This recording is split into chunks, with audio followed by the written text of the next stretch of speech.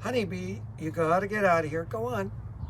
Okay, I'm trying a quick mini experiment today with some leaf that I got last night at a dinner party, a New Year's dinner party. My buddy Thomas, the Swiss beekeeper, who you may have met in another video, gave me a few leaves. He wasn't sure what they were. It might be black sea Samsun. I tasted it last night and I liked it. So I'm gonna try something I haven't tried yet. He likes honey.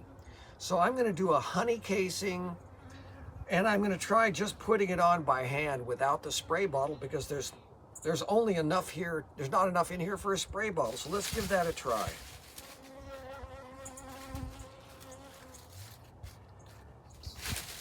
I'll just have to keep mixing it on until it's on here. This is just a little tiny batch just for fun. Experimental. Because in a previous video, I expressed a dislike for the honey casing that I tried once. But let's give it another try. I'm doing it for Thomas. He's a pro beekeeper. I'm just a hobbyist. I only have 6 hives. But today, it's January 6th, and the bees are out. So I fed them a little bit of sugar water. We'll see if they take it. Well, this is working.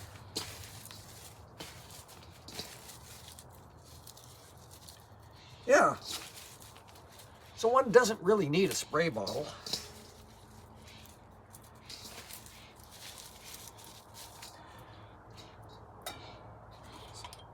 Just a little mini experimental batch. So I'm going to stuff it in this jar here.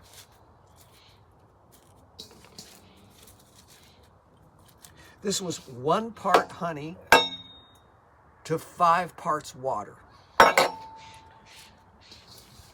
One could try 1 to 4, but I'm being conservative today.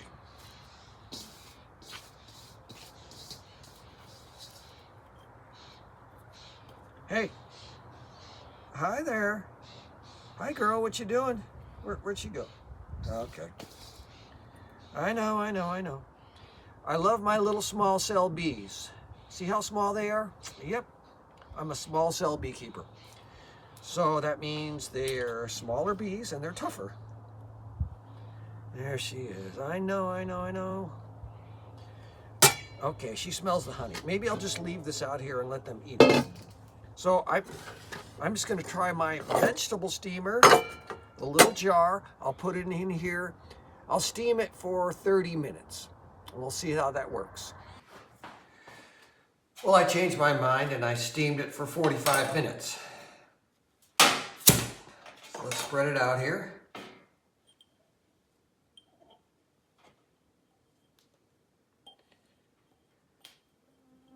And we'll let it...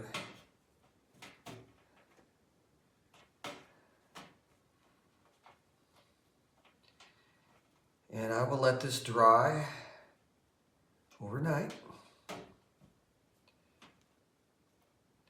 Lovely color, isn't it?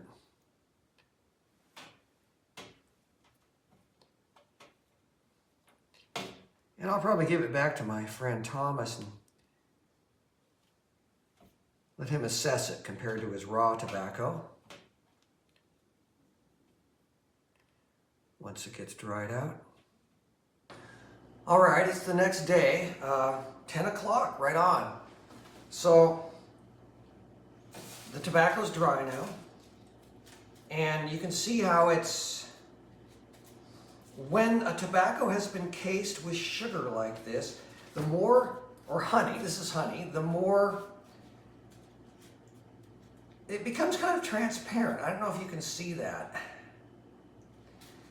And it feels different. Now, I changed my mind and I steamed this for 45 minutes instead of 30 minutes.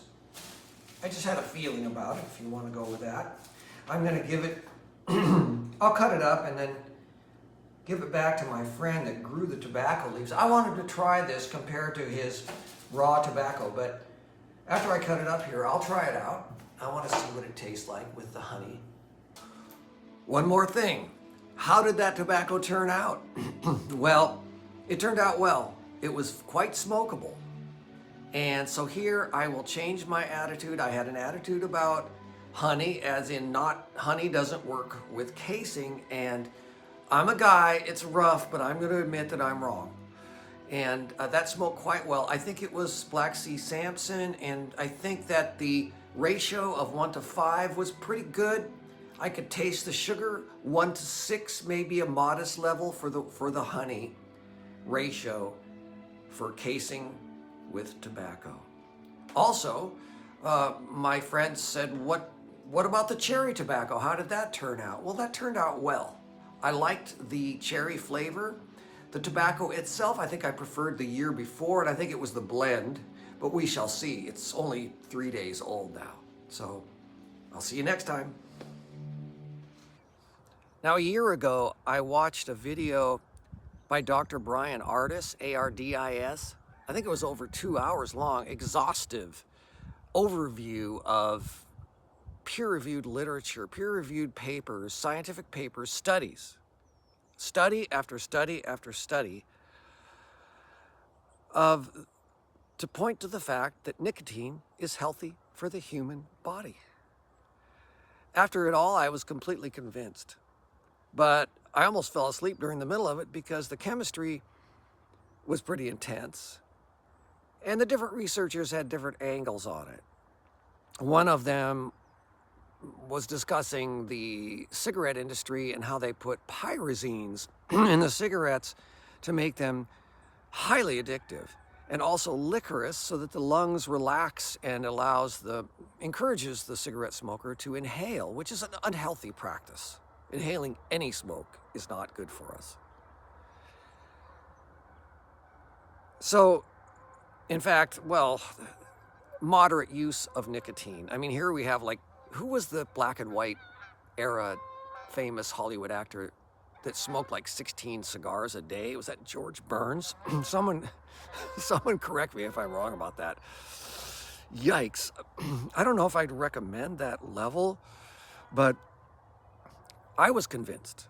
It was excellent work by Dr. Ardis. So I went into today and I looked for that video, and I didn't realize he has a lot of online content. I'm not a follower of Dr. Ardis.